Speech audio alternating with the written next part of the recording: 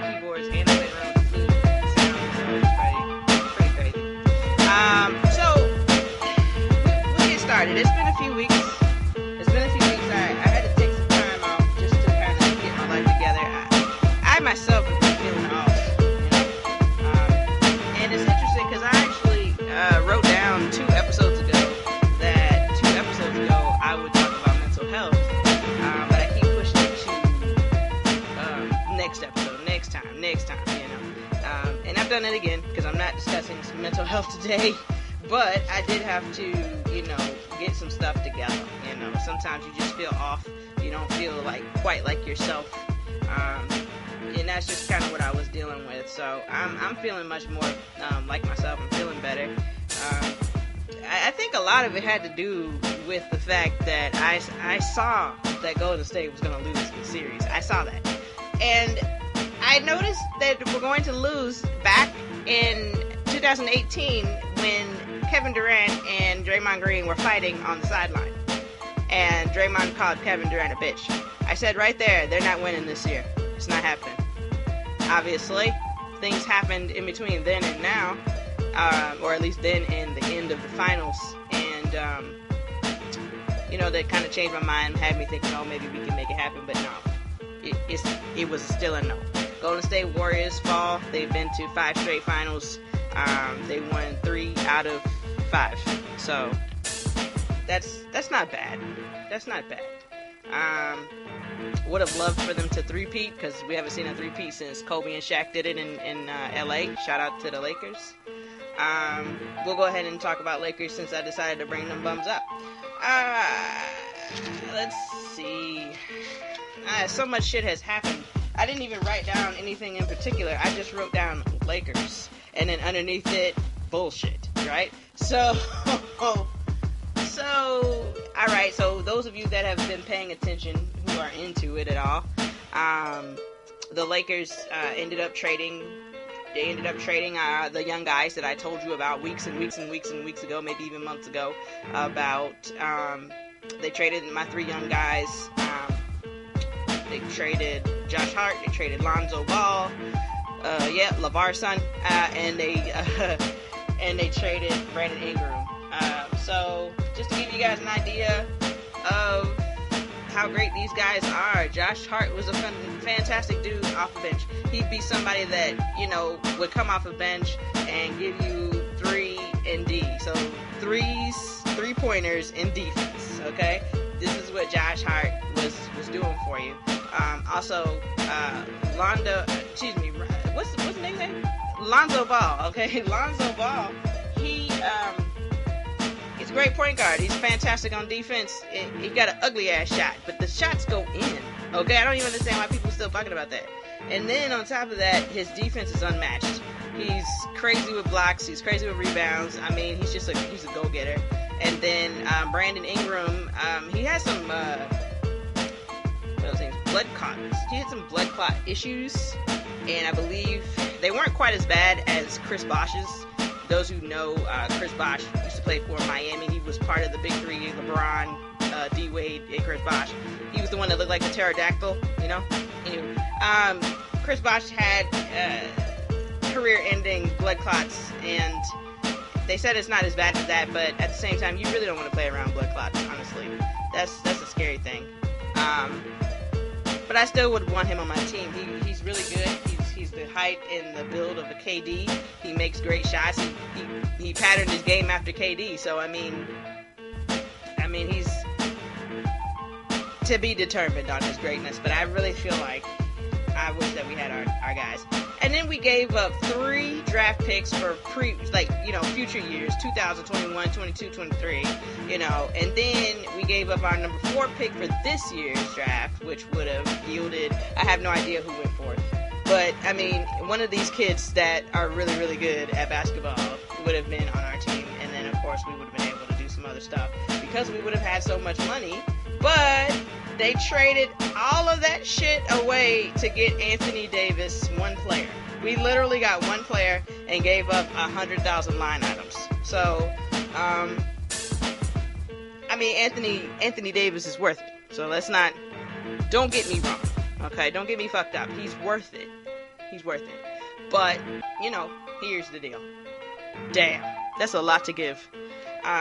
So that's what's going on. And then because the trade was done too early, or is going to be done too early, we're going to miss out on about $5 million or so. If we would do it at the end of July, we'd be at like 30-some million. Then you could kind of build the rest of the team with that 30-some million. But, we'll be left with about 27 to 5 million, I think we'll be left with. Whatever.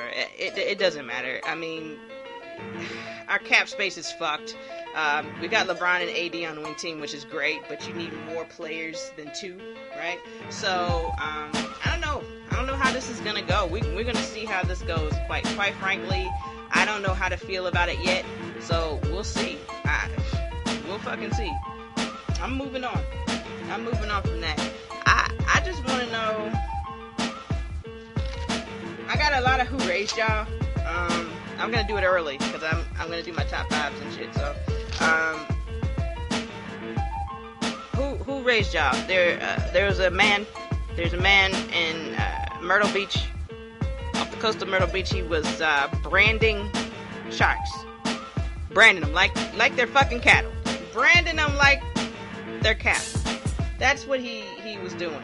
He's been arrested. He's in jail.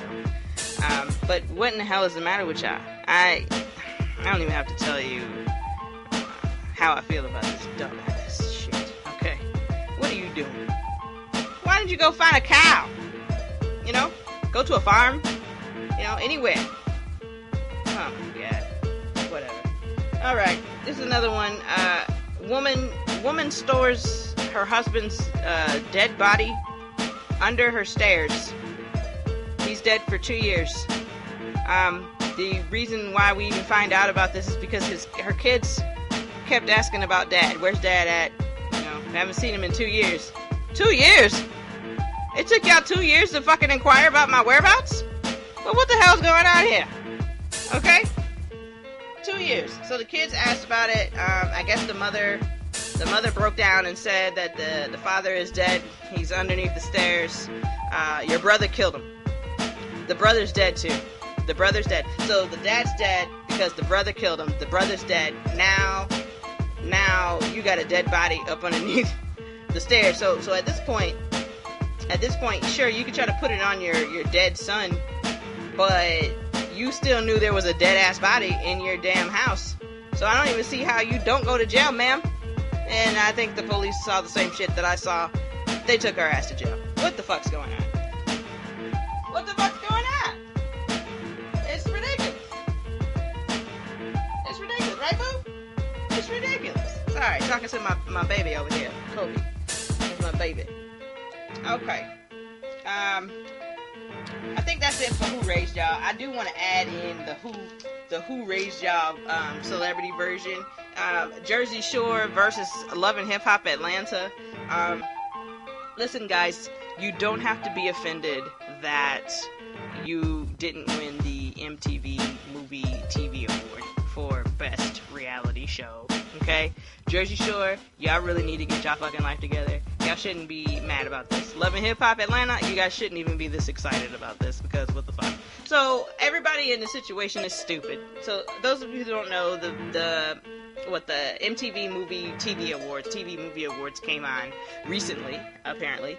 And, what's crazy is, when I was in high school and shit, like, this was life.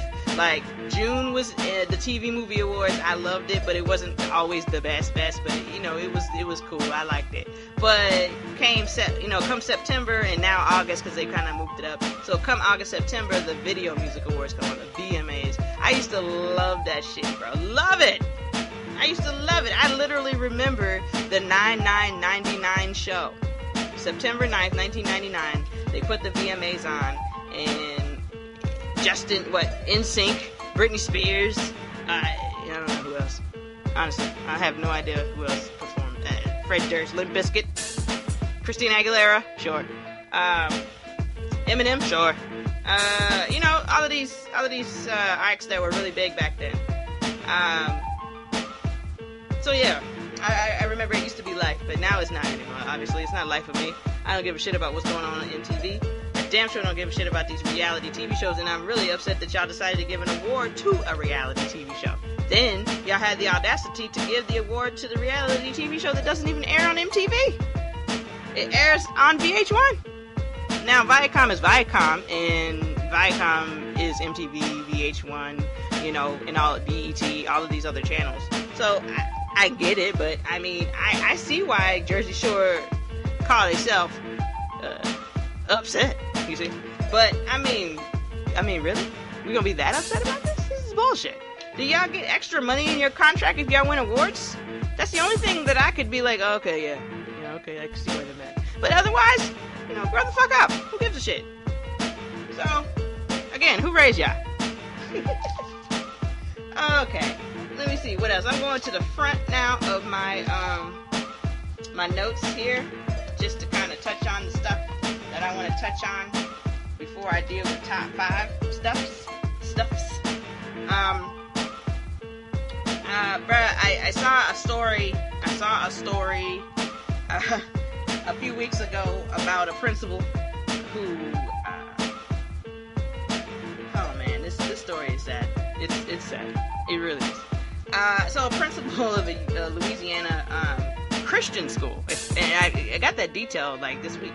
It's a Christian school. This is making it worse and worse. But anyway, so a Louisiana principal was arrested in Washington, D.C. at a Washington, D.C. strip club. He was there in D.C. with the school, okay?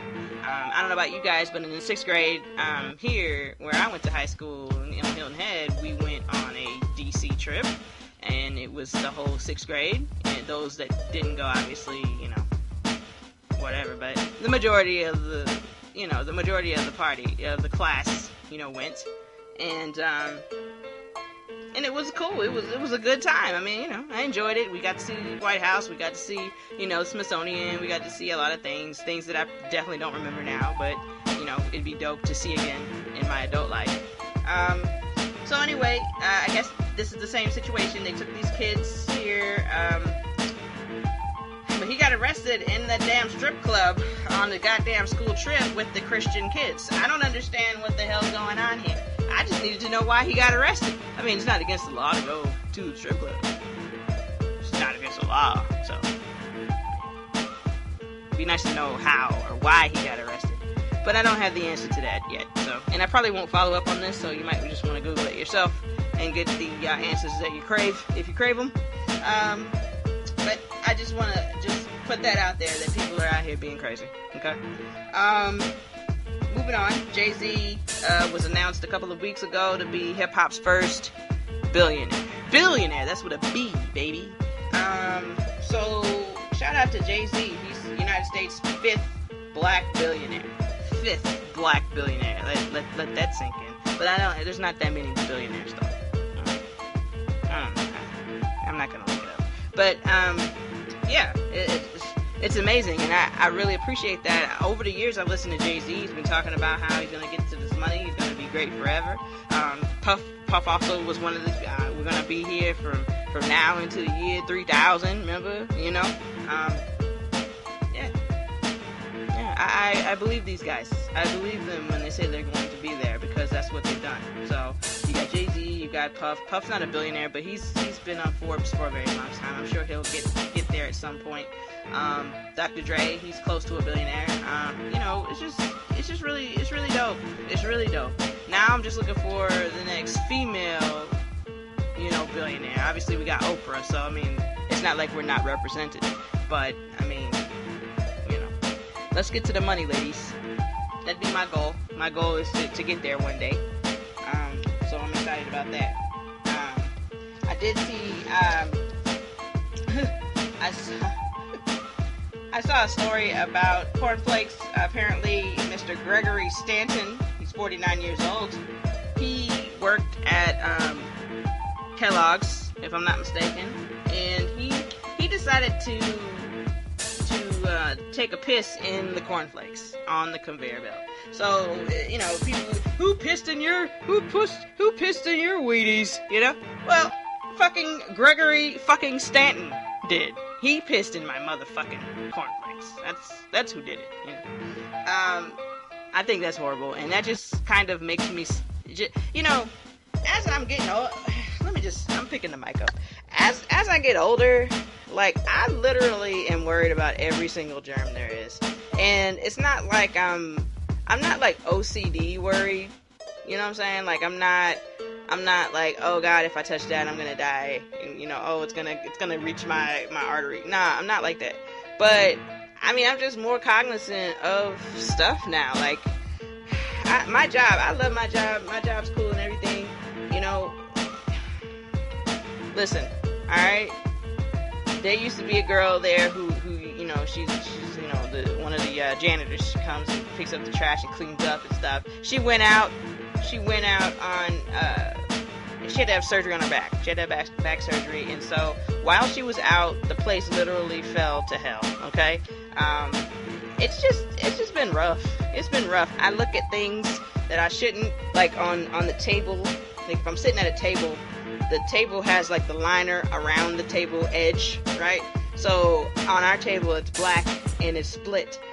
Like, in between, like where it's split, I can see like there's some kind of something that should have been wiped away, but it hasn't been wiped away. So why the fuck hasn't it been wiped away? And what is it? And how long has it been there? Like these are my problems. Like, seriously, I'm getting to a point where I don't like to go out no more. Like, go out to eat, because people be doing ignorant shit to your food. They peeing in your cornflakes and shit. You can't even have a bowl of cereal without getting some piss in your mouth.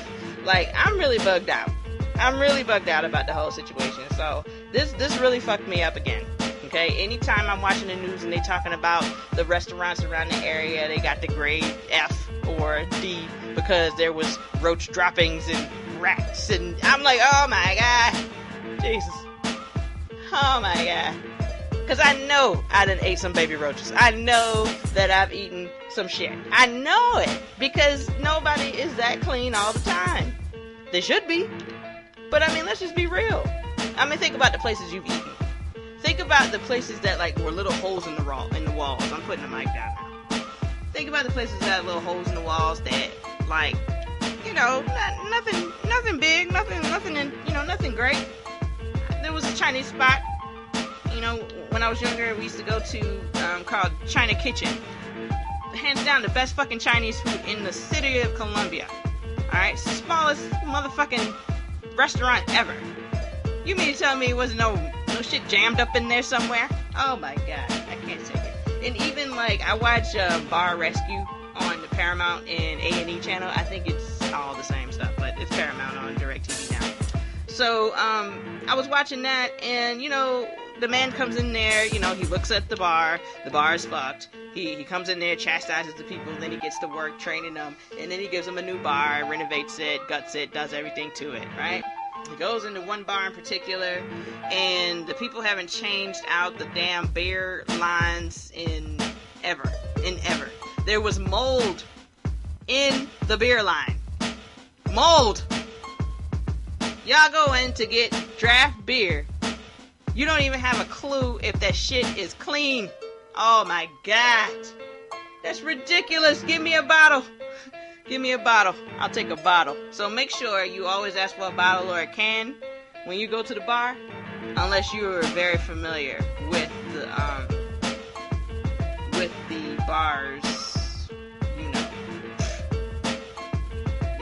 practices and all that. But otherwise, you know, these are things you need to be concerned about. So I mean, it just stresses me out. It stresses me out to even think about that. So I'm not even gonna think about it.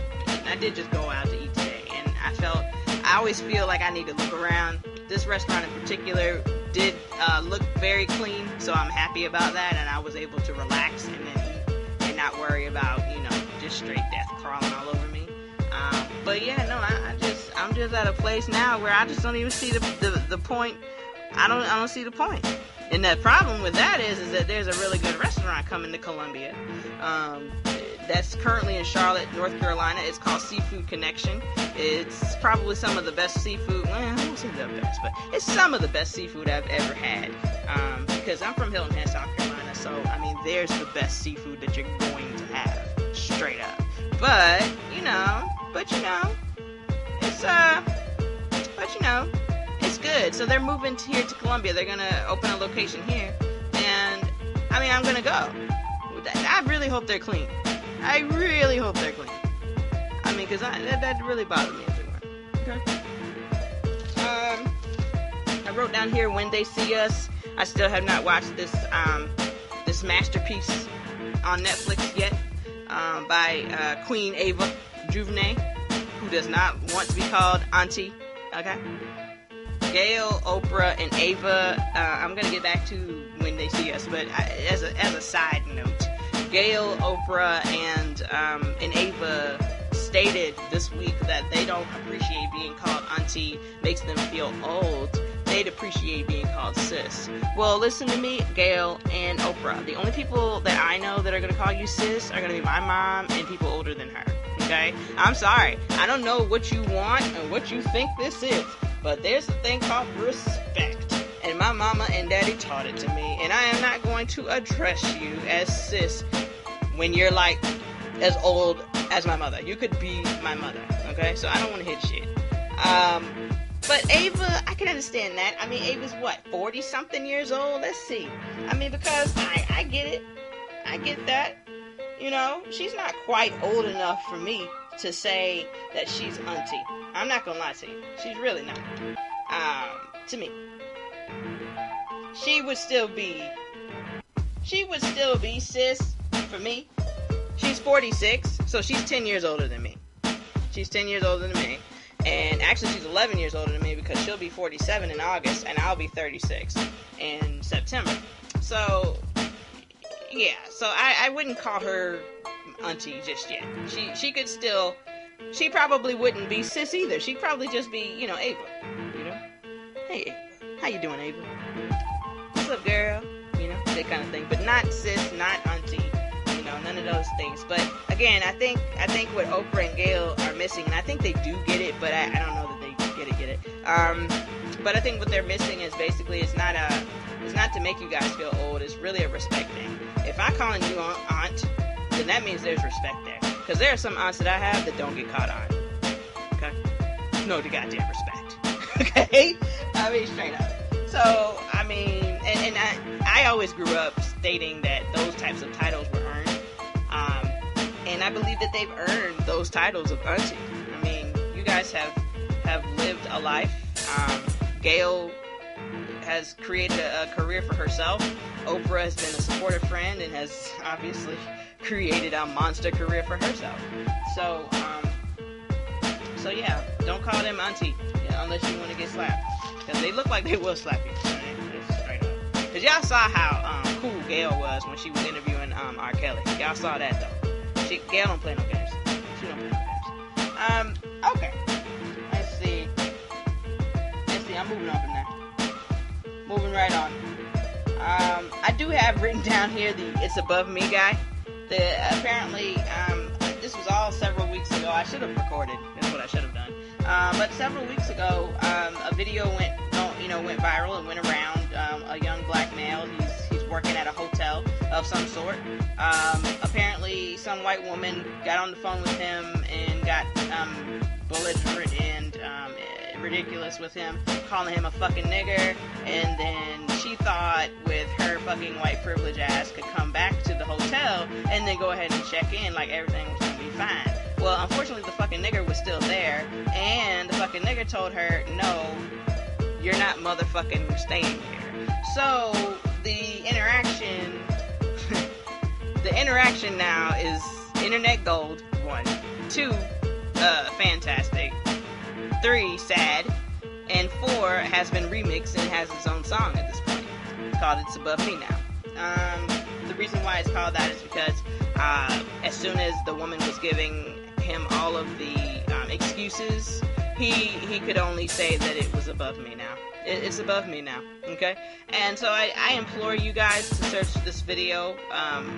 First, search the original, and then go ahead and treat yourself to the remix, okay? Go on ahead and do that, okay? I behoove you to do that.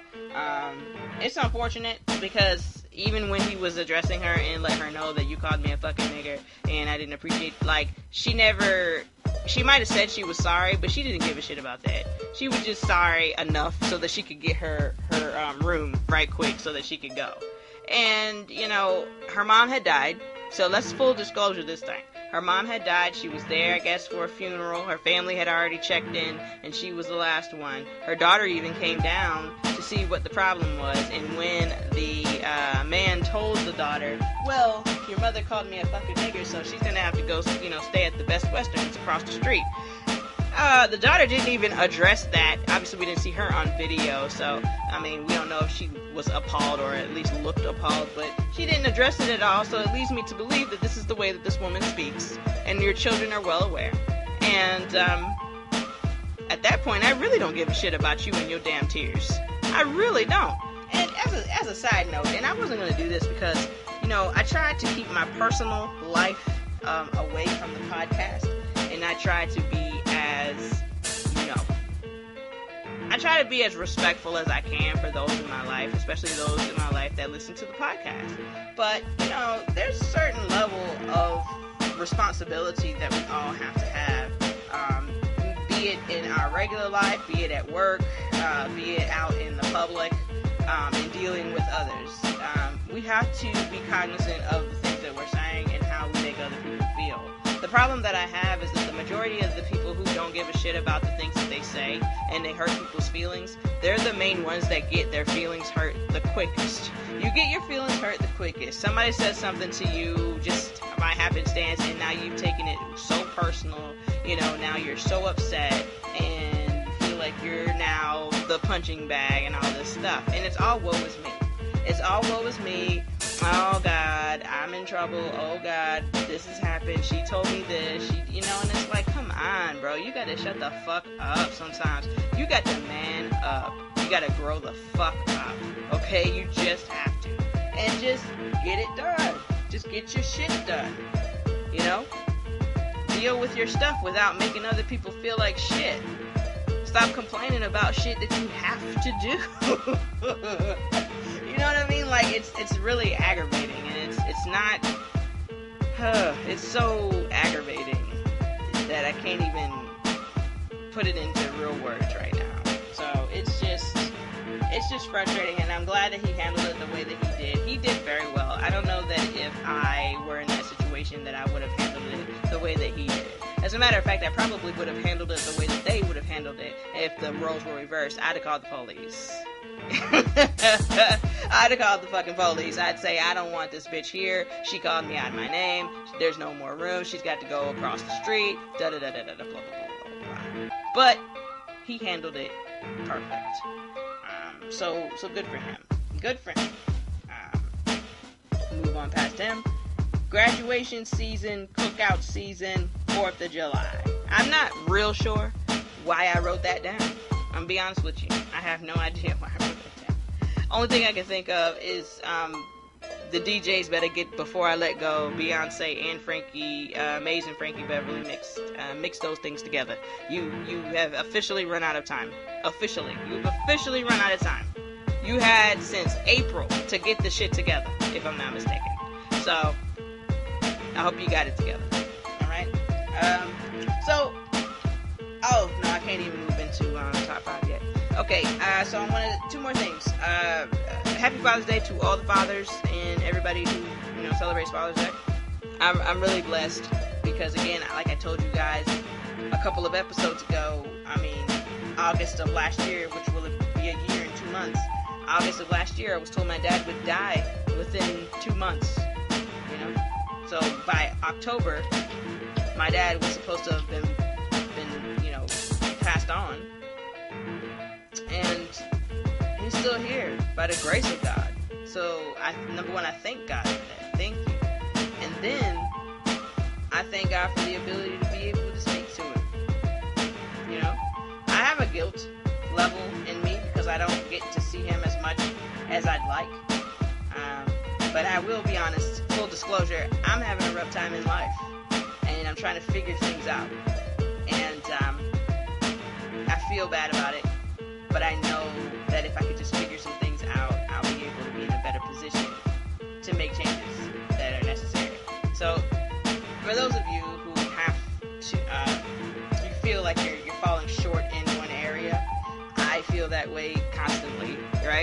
So don't worry about that. You just have to keep moving. And I did allow it to stifle me for a few weeks.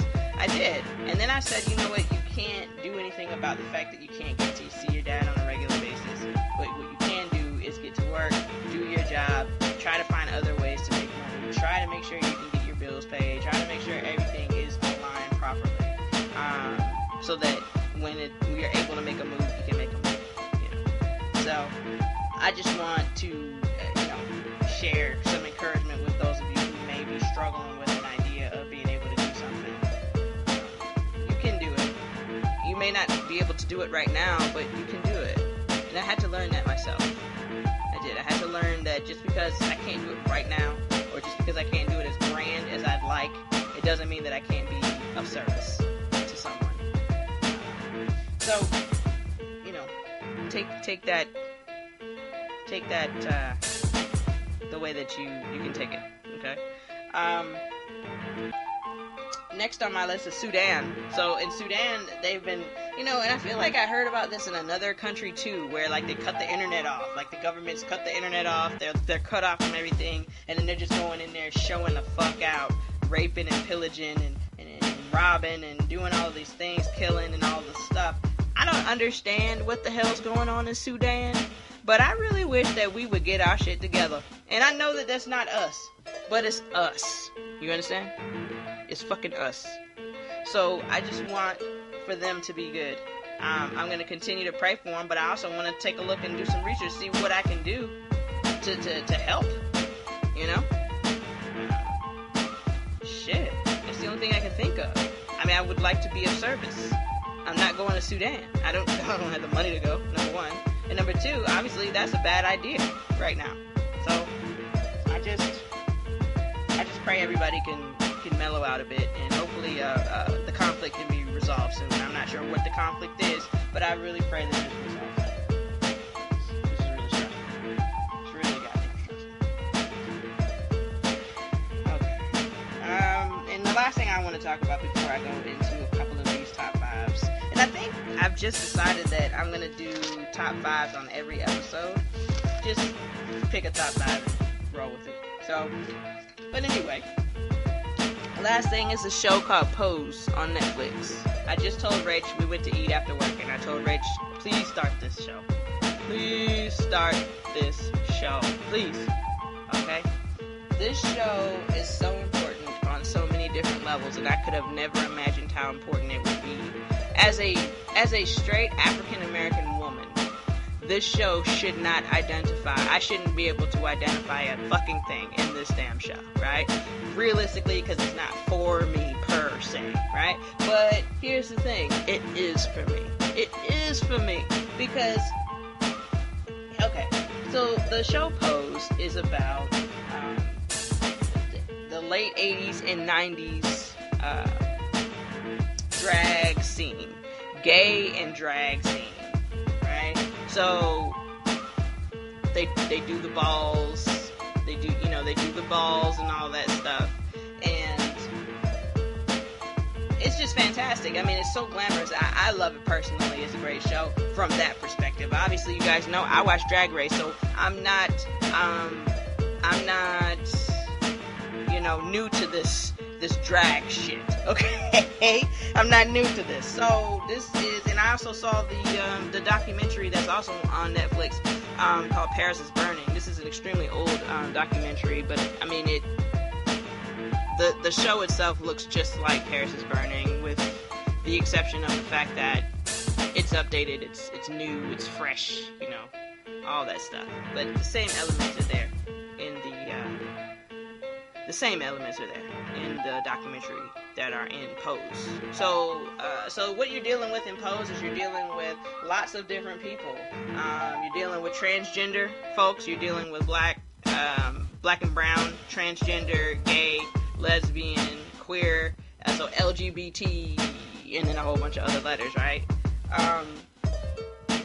So you're dealing with that. Now there are some other ethnicities. Black and brown are mainly the main people that you see, but in season 2, which just started last week, if I'm not mistaken, maybe 2 weeks ago, they've brought in some white folks, which is fine. I mean, because it's real. I'm sure there were white people in the ball, you know, and doing things back in the days. I'm sure of it. And guess what? AIDS didn't give a shit about your race. And that is another big, huge piece of the show. This show is taking place in the late 80s, and the second season starts in 1990. Bruh, like seriously, that was during the AIDS epidemic. Like, that is it. So pause this conversation, right? And let me harken back to when I watched Bohemian Rhapsody. Bohemian Rhapsody was about the group Queen. Queen had Freddie Mercury as their lead singer. Freddie Mercury was gay. He was gay. I think in the movie he tried to be bisexual, but he was just gay. Freddie was being very wild. And as we all know, that Freddie died because he had, you know, HIV or AIDS, I'm not sure which one. And he died from, most likely, you know, complications from the disease. Maybe pneumonia or something like that, right? So, when Freddie goes to find out that he is actually positive, he goes into a clinic. And the clinic looks so drab. It looks so bad. It just looks so depressing, you know? White walls, just gross. It just looks bad. Just look bad. Not welcoming at all. This is what it looks like in the show Pose as well. I have a cousin, Michael. Mr. Michael Proctor. Michael is a fantastic guy. I didn't know him very well because I was a young little girl when Michael passed away. My cousin Michael was gay, and my cousin Michael had HIV. And I cried because if my cousin had to live his last bit of life in a place like that, that's devastating to me. It really is. Like, that's really devastating to me because it's so sad. That's so terrible. Like, the disease itself is bad all by itself, right? You don't have to, you know, make it worse. There's nothing worse, especially when you've gotten to the place where the disease has taken over, right? So, it's just, I can't imagine my cousin being in there. And my mom said, well, he died in Boston, so maybe it wasn't so bad. That doesn't make it better. I'm sure that in Boston they had the same AIDS wards. You know what I mean? Like, jeez. Just even thinking about it gets me teared up because it's like, if you watch it, it is the most devastating thing ever. It's terrible. So, the show Pose is not just about that terrible stuff, okay? It's not just about drag queens and ballrooms and all that kind of stuff. It's really about self-discovery. It's really about understanding who you are, what you want, and what you need in life. You've got a lot of faces that we don't know. You've got a lot of faces that we do know in this show. I love it. I suggest everybody watch it, honestly. It's not so much about the gayness or the drag stuff or, you know, any of that stuff. It's not about that. It's about seeing families. It's about family. The ones that you get to choose, not the ones that you're born into. Right? First scene, like the first scene in the show is a gay kid getting kicked out of his house. He's from Pennsylvania. He ends up in New York. He knows no one. He wants to be a dancer. Living on the street. It's a very interesting situation. So, yeah, I definitely suggest you guys go ahead, try to get into Pose if it's your thing. If it's not your thing, that's fine too. whatevs. But I really enjoyed the hell out of it. I caught an episode once while the first season was going on. I caught one episode by happenstance, and I don't even know what made me stop on the episode, because I don't even remember what made me stop, but I watched it, and I was like, damn, this is a really good show, and I never went back to watch another episode. And so when they put it on Netflix, I was like, okay, I could get jiggy with this. So I went ahead and watched it, and I was very happy about it. So if you guys are into that, or just need a new show on Netflix, Pose is good. Season 1 is on there. Season 2 started 2 weeks ago. It comes on FX. So yeah. And then also, if you want to watch it and you don't have cable or something, you can always watch it on the Fire Stick. Contact me. I will let you know how. Alright. So we're going to move to our top 5. I have lots of different top 5s, but I want to just go ahead and do a few. I'm not going to do all of these. So the first top 5 list I'd like to do is to give you guys my top 5 rappers of all time. So this is my list. This is not anyone's list but Jamila's. So, fuck off if you have a problem with my list. My number 1 list, or my number 1 rapper of all time. Actually, let's do it backwards. So I'll go number 5. So number 5, I've got the group Outkast, and in parentheses, both of them. BOFFUM, both of them. Andre 3 Stacks is probably the better MC out of the two, but Antoine, Big Boy, Patton holds it down on 100 different levels. I mean, he's just really good at rapping. He's really fucking good at it. So Outkast is number 5. Number 4 is going to be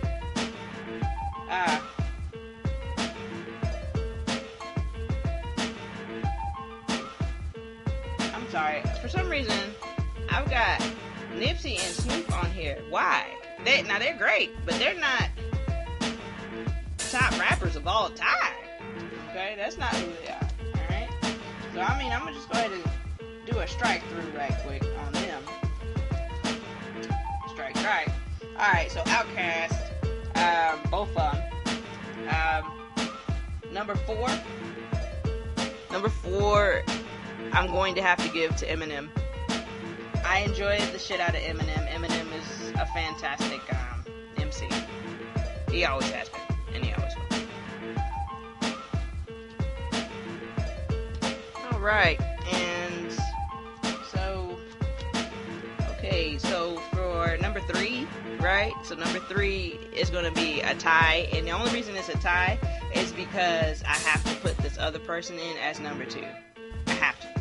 So number 3, I feel the exact same way about Jay-Z and Biggie, right? So they're number 3. Okay? So yes, my top 5 list will have a total of about 7 rappers. I don't give a shit. This is my list, okay? So, Jay-Z and Biggie are number 3 for me. I don't even think that there's much explanation needed. I love both of them. Before it was Jay-Z, I was all about Biggie. Okay, I didn't give a shit about Tupac like that, or any other rappers. Honestly, it was Biggie. And when Biggie died, my heart broke, and I said, okay, fine, I'll just whatever, right? And then, obviously, I had an opportunity to, yeah, right. So, and then of course Jay-Z. Shit, I want to say when he came out with the Blueprint album, the first Blueprint album he came out with, which had the Takeover song, which was the Nas diss, and Girls, Girls, Girls, and H to the Izzo, and You Don't Know, and fucking Ain't No Love in the Heart of the City, and Jigga, Renegade with him and Eminem, which Eminem murdered on his own shit.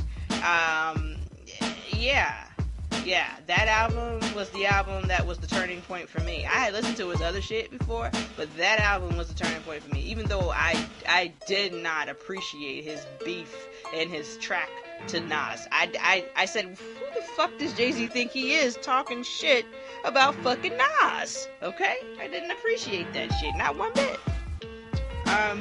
Number 2 is going to be Black Thought. Black Thought is the the lead rapper in the Roots crew band. It's a rap group. It's also a band. They've got the biggest cult following. They tour constantly. The Roots are like the hip-hop Maze and Frankie Beverly. The Roots are like the hip-hop Earth, Wind & Fire. They are fantastic. They give you quality fucking music every single time. There is not a time that the Roots have released a project or music that I was like, this is trash.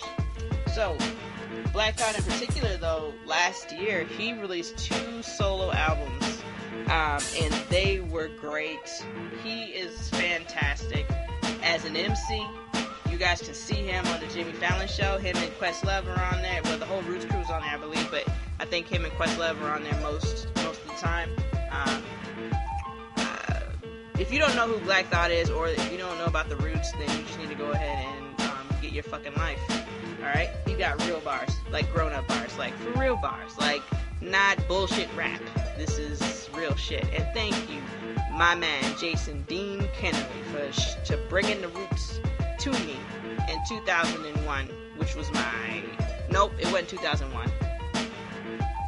Whenever it was, when we started making music, probably 2002, I think. And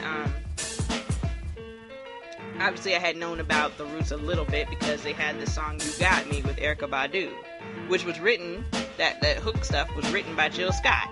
So there's a point in the Dave Chappelle Block Party movie where the Roots and Jill Scott and Erykah Badu perform You Got Me. And it's quite possibly one of the best moments in music I ever saw myself, because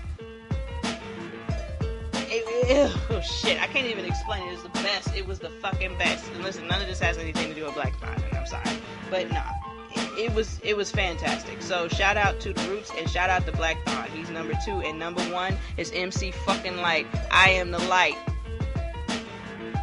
I am the light. Lyte, bitch. I love MC Light. She's the best rapper of all fucking time. I don't give a fuck what nobody say. I don't want to hear she's the best female rapper. No, bitch, she's the best rapper. She'll eat up your favorite rapper. She'll eat up my favorite rappers. She will body Jay-Z in a heartbeat. And I think Jay-Z even knows that. Honorable mentions to this list: Redman and Method Man, Eric B. and Rakim. And yes, Snoop Dogg will be in there. He'll be in there. Honorable mention from the Young Crew: Kendrick Lamar and J. Cole, Big Crit. Y'all get on my list eventually. I promise they will be on my list eventually. I'm not going to be able to do a top 5 at a certain point. It'll have to be a top 10. And everybody on that list is going to be fucking ill. Alright, so that's top 5 rappers. And I tell you, that was stressful right there. So for me, this next one is really dope. It's easy too. I'm gonna go through it kind of quick. Top 5 podcasts right now that I'm listening to. Number 5 is Jamel Hill's Unbothered. Number 4 would be the Joe Budden podcast. Now I don't listen to Joe Budden often, but I do listen to him from time to time. And of this list of top 5, this is probably the podcast that I listen to the least. Joe Budden is a douchebag in my view. I'm not a person who understands liking assholes or like appreciating assholes. Like, I just don't. I mean, you don't have to be this way. You know, I was looking at a video, and Joe Budden is so frustrating. He would make you run your head into a wall. Like, I can't even respect that kind of person. Like, a man should be able to say what he has to say, speak his words, mean what he says, stand by him. And Joe plays too many games, so I ain't got time. So number 3 would be Brilliant Idiots. That's Charlamagne the God and Andy Schultz. I've heard a lot of the same things I said about Joe said about these two in particular. I don't see them like that. I have had the opportunity to listen to Joe and listen to the Brilliant Idiots, and I even saw an interview with the Brilliant Idiots and Joe Budden and his white boy. Was it Rory? Is that his name? So Rory, Joe, and Andy and Charlamagne was having like a little conversation or an interview, and I don't know, man. Maybe I'm biased. I don't know if I'm biased or if I'm just hearing things different because I like Charlamagne and them more than I like Joe and them, but I think of myself as being the ability to be objective. I have that, you know, so I don't. Bruh, listen, they get on my nerves, all four of them. Well, I don't say all four of them because Rory, I don't know him like that. But okay, so Charlamagne and Andy can get on my nerves eventually. You know, they can get on my nerves, but Joe definitely gets on my nerves. But I think I can respect Charlamagne and Andy because while they'll say some stupid fuck shit, they'll be able to understand when people check them. They'll be able to understand what they're saying and see the error in their ways. I think that's the problem. The problem, when you're totally oblivious, that's the stuff that I can't fuck with. Like, I cannot handle oblivious people. How are you this oblivious to everything? Nah. You just ain't trying it life. That's all that is. So yeah, I can appreciate Brilliant Idiots. Plus, they have lots of really great conversations that shed lights on things that I would have never thought of in certain ways because I'm a female and I think of things in, you know, the way that I do. And sometimes it's good to listen to men speak, especially when they have something to say. Because, you know, we don't all know it all. You know, we all can use, you know, some help. You know? So I love that. That's what's up. Number 2 podcast that I'm listening to right now, Bully and the Beast. Listen, Wax 100% got me listening to them because if it wasn't for Wax and talking about how he pulls the shit out of his ass, I would never listen to the Bully and the Beast. I had no reason to listen to it. I didn't know L'Oreal like that outside of the fact that she did lip service with Angela Yee, who I know from The Breakfast Club. But nah, listen, that podcast is really dope. I mean, they got a nice format there. They come on, they listen to voicemails, they give their advice, they move into, you know, current events, and then they take phone calls. I mean, it's really good. Like, I really do enjoy the podcast. Now, Wax is still dumb, okay? So don't think for one second that the shit conversation was, you know, the last time he was ignorant, okay? Because I'm here to tell you right now, a couple of episodes later, you're going to be mad at him because he thinks or thought that women could come out of their tits. He did. And L'Oreal had to let him know that you was just fucking a pregnant bitch, okay? Or a bitch that had just had a baby, okay? Because that's milk. It's not cum, nigga. So, these are the things that they talk about, right? I can appreciate that, honestly, truly. And my number 1 podcast that I'm listening to is The Read. I know a lot of you probably thought it would be Mills Speaks, but no, of course not. I rarely listen to my podcast unless I just uploaded it and I want to hear how it sounds, you know, for any type of imperfections, any type of issues, so I can go back and edit it, fix it, and then re-upload it. That's really all it is. But no, The Read is my favorite podcast right now. Shout out to Carrie for bringing it into my life. I really love it. And I think there's a new podcast that I just put on my radar here. Let me go to Spotify right quick because I think I saved it over there. Hold on. Because, yeah, I think I did. Library.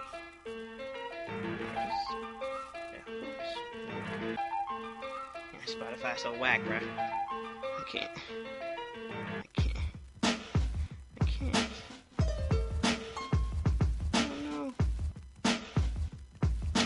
Oh, right. Here it is. Okay, so, Talking Good with Megan McGlover. So, Megan, I used to watch her videos on YouTube when she did the weather reports. This was back in 2000, I want to say. I don't know what year that was. let's go with 2010, 11, 12. Let's go back to those years. She used to do the videos talking about the weather, and she was in Atlanta, and I think that was the year that it snowed in January, and then it snowed back to back in February, and it was just crazy. And she was so funny. She was so funny. So I started, doing the YouTube videos and watching those. And then once I became, popping or whatever on social medias, I then followed her on those things. And she's just really funny. She tells it like it is. And shit, I fucking fuck with her. I really do. So those are my top 5 podcasts that I'm listening to. And my last top 5 list, because these other lists definitely are not completed. My last top 5 list that is completed, though, is film franchises. So I had to take some time to really think about this one. Okay. So number 5 is a 3-way tie. And the way that I'm rating these things are: number 1, amount of movies in your franchise. Number 2, the amount of money that your franchise has probably made. Number 3, how do your movies span over, like, decades? Or not? You know what I mean? And quite frankly, who's still going to see these fucking movies? Right? So, number 5 is a 3-way tie. Final Destination, Terminator, and X-Men. Okay? So, X-Men just had its very last movie within that franchise come out a couple of weeks ago, Dark Phoenix. It's all about Jean Grey, the most powerful mutant in the world. Okay? And she's gonna have this epic finale, and I need to watch it. Actually, I need to see if it's available on the Fire Stick, or maybe I'll just wait until it goes to the Dollar Theater or something. I'm not sure. Unless somebody wants to just take me to see it. I am single and free. So so I picked Final Destination. The reason I picked Final Destination was because they have 100,000 movies, and it's the same movie repeatedly, but for some reason you still have to see the movies. Now, I haven't seen Final Destination since probably the 4th one. Okay? I don't even remember everything about it. I remember the people died horrible, nail guns. I remember them being at the fireworks. I remember them being,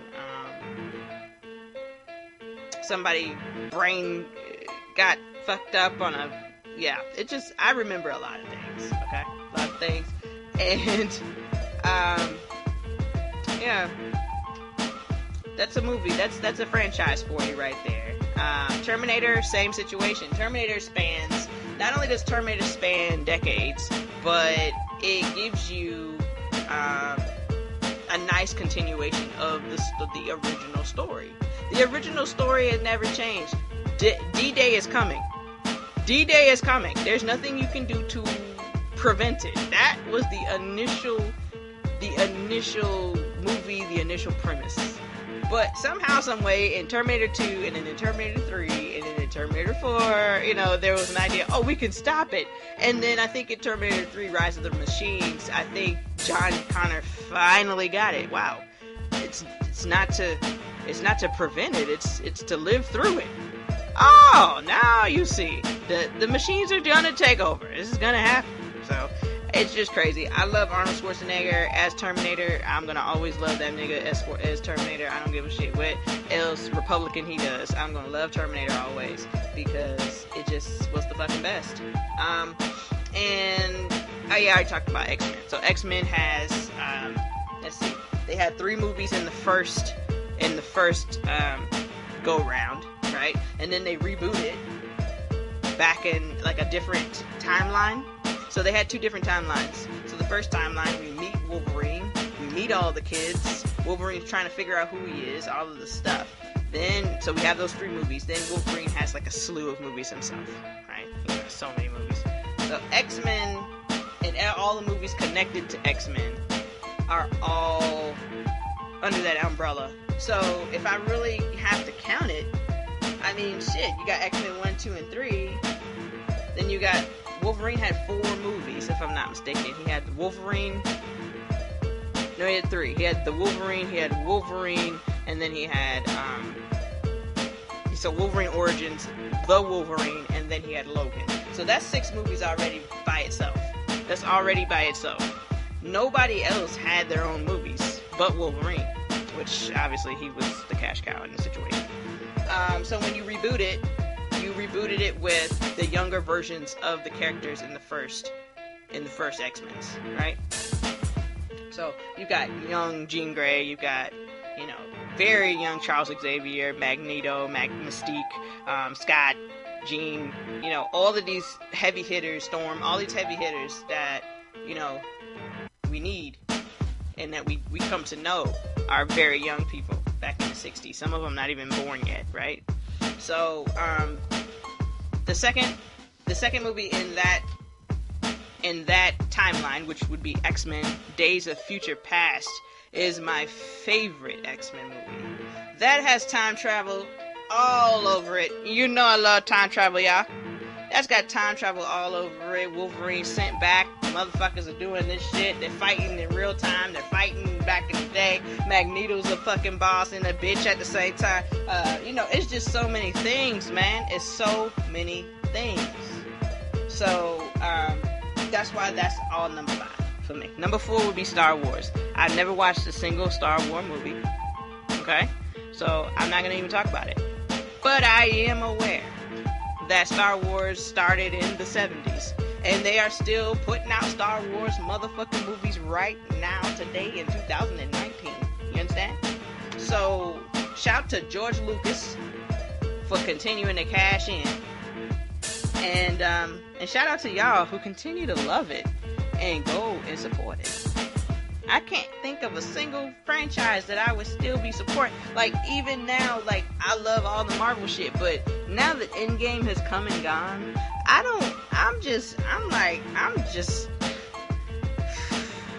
shit. I'm really stressed about this situation. Like, I'm not even interested.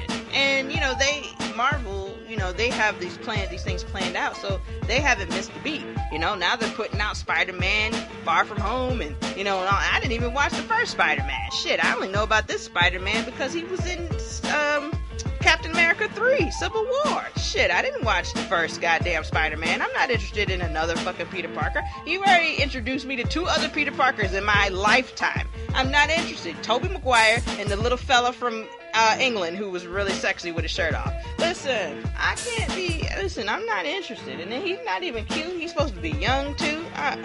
Not on duty. There's nothing attractive about this situation for me. But in any case, they are moving forward with Phase 4 of the Marvel Cinematic Universe, and I'm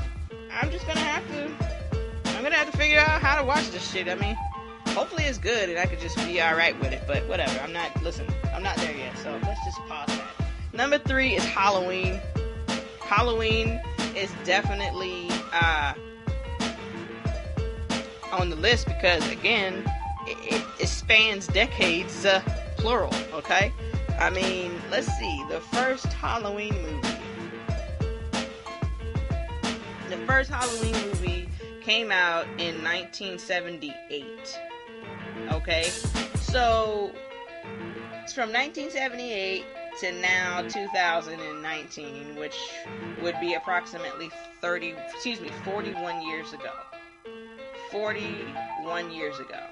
This movie spans 41 years. They just released the Halloween movie, didn't they? Yeah, they did. In 2008. In 2018, they released another Halloween movie. Okay? So, I remember watching Halloween H2O. Hopefully you guys will remember that. I remember watching Halloween H2O back 20 years ago. Let's go ahead and put that into perspective. That movie came out 20 years after the original Halloween came out. That was now 20 fucking years ago. So, Halloween is big. It's big time. And that's just that on that. Okay? Whether you've seen all the movies or not, whether you liked it or not, whether you cared for Michael Myers or not, it's undeniable. This fucking franchise is a cash cow. People will always go see if Michael Myers is still living or if he's still trying to kill Jamie Lee Curtis. And Jamie Lee Curtis will continue to be a fucking live and kill her brother for the 150th fucking time. Okay? I watched on Halloween H2O, Jamie Lee Curtis cut that nigga's head off with an axe. His head was detached. And we still had movies 20 years later. So, there's that. Number 2 would be Fast and Furious. Yeah, Fast and Furious initially came out what? I mean, let's see. The original movie started what? 2001. Yes. So 2001, shit, that's a long time ago. I graduated high school in 2001, baby. So the first movie came out then. I liked it. It was cool. Too Fast and Too Furious came out 2 years later. I remember that because I was in college, and that was a good time. Okay, we went to the movies, we saw that, we loved Tyrese. Okay, it was the best. And then there was, Fast and Furious Tokyo Drift, and then there was Fast and Furious, which was the number 4, the 4th movie.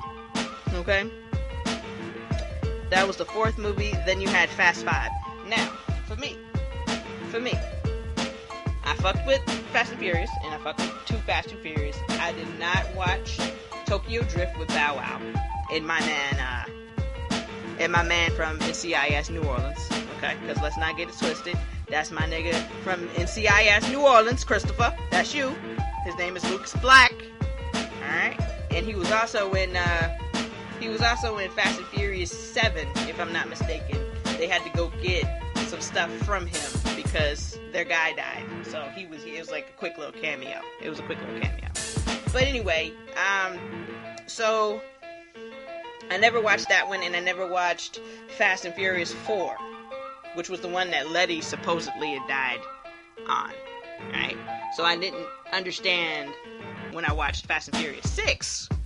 I didn't understand what the confusion was. But let's not get ahead of ourselves. Fast 5 is probably one of the best goddamn movies ever. Like, I'm telling you, they hooked a vault up. They pulled the vault out of the wall, out of the bank, and they drove the vault through Rio de Janeiro. They fucked that city up. Yes, they did. But it was the dopest shit I have ever seen in my life. It was a heist, and it was a motherfucking switcheroo. Like, it was just, that movie literally has everything that you need in a fucking action movie. Literally. So I love that movie. Fast 6, I wasn't crazy about. I still don't even really remember the end of the movie. I just know that Letty was on the bad side, and Letty had amnesia and didn't know who she was, and they were trying to fight really hard to make sure that she knew who she was, and all of that kind of stuff. So there's that. And then Paul Walker dies while they're filming Fast and Furious 7. Now that's devastating. Okay? Now that's devastating because Paul Walker was in literally all of these movies, with the exception of Fast and Furious Tokyo Drift. And I'm guessing that because I didn't see that movie. I don't know if he made a cameo or what, but I believe that's the only movie that he was not in. So Fast and Furious 7 came out, and I wanted to see it. I wanted to see it in the movie and all, but I didn't. It was too much. That was too much emotion for me. So when I watched Fast and Furious 7, I watched it on the edge of my seat. I couldn't even enjoy the fucking movie the first time because I just knew they were gonna kill him off and break my heart and make me cry and all of that. But they didn't. They didn't even kill him off the whole show, which is good. It's good. But it's still very sad, especially at the end. Paul Walker was a really good-looking guy, seemed like a really nice guy, and they all seemed to really love him.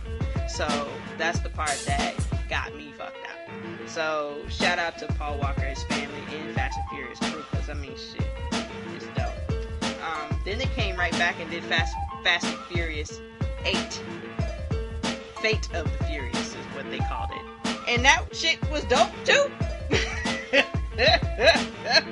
I love the fuck out of that movie, man. Dom was on the bad side, because Charlize Theron with her fucking dreads was, manipulating him and, making him do the things, and he's got a baby, and they kill the mama, and I'm like, oh shit, this is getting real here. So yeah, Fast and Furious is dope, and now they have another spinoff. I don't remember what it's called. I know Hobbs and somebody else. Probably Hobbs and Shaw. I think his name was Deckard Shaw. So Hobbs and Shaw is the name of the spinoff, and then they're going to be doing a Fast and Furious 9 next year, if I'm not mistaken. So Fast and Furious isn't even over. This is probably one of the more lucrative film franchises that there is right now. And obviously we all know what number one is. Number one is the MCU. Marvel Cinematic Motherfucking Universe. So MCMU. Marvel Cinematic Motherfucking Universe. Okay? You've got Iron Man. You got Iron Man, he's got 3 movies. You got Thor, he's got 3 movies. You got Captain America, he's got 3 movies. You got Guardians of the Galaxy, they've got 2 movies. You got Doctor Strange, he's got 1 movie. Coming, his second movie should be coming soon. You've got Black Panther.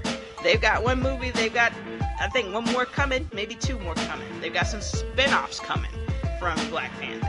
There's supposed to be an all-female movie coming. Captain Marvel's got 1 movie. I'm trying to think who else is a part of it. Ant-Man's got 2 fucking movies. I mean, listen, I've already counted out about 20 movies. Okay? And I still haven't even talked about fucking Avengers. Avengers got 4 movies. They had 4 Avenger movies. So if Iron Man had 3, Thor had 3, and Captain America had 3, that's 9. They have 4 fucking Avenger movies, okay? That's 13 movies right there. We didn't even talk about Ant-Man. We ain't talked about Guardians of the Galaxy. We ain't talked about Doctor Strange. We ain't talked about... who else? That's it. Spider-Man, I guess, yeah. Yeah, Spider-Man. Who else? Because the other people were in those other movies. Like, some of the other Avengers were in, like, the Avengers 2. That's where we picked up a lot of new Avengers. Captain America 2, we picked up Sam. So many different people come from so many different ways. But, yeah. So this franchise is the number 1 franchise. All the movies are fantastic. And guess what? Disney needs to come on with the Disney Plus app so that they can take my fucking money and let me watch all of the Disney shit, all of the Marvel shit, all of the ABC shit, all of the ESPN shit, all of the shit. Just take my money. Take it. Jesus. Anyway. Boy, that really took a lot out of me. That top 5 is good. That's a good top 5. That's a real good top 5. Oh, I do have one more list of top 5s. West Coast rappers. Oh, this will be easy. Let's start number 5. YG. YG's new, and I like him. He's newish. Okay? He's newish. Number 4 is Snoop Dogg. Snoop Dogg is classic. There's no explanation needed. Snoop Dogg has got countless albums. He continuously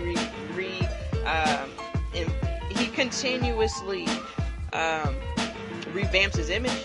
He's got a new wave every time he comes out. I mean, this man is a football coach. He's got TV shows with Martha Stewart. He's still doing music. He's got the weed companies. He's got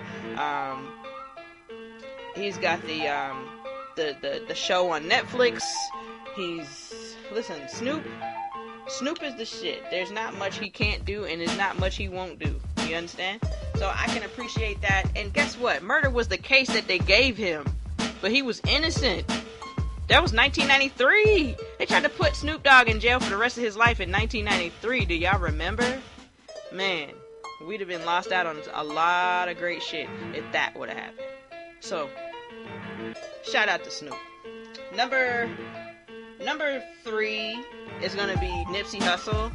And I know I'm a prisoner of the moment. But I did have an opportunity to listen to a lot of his music. And he's really fucking dope. He's a great MC. That's really all I can say. He's a great MC. He's a better man. He's a better entrepreneur. He's a better businessman. But he was a fucking great MC. Number 2, Ice Cube.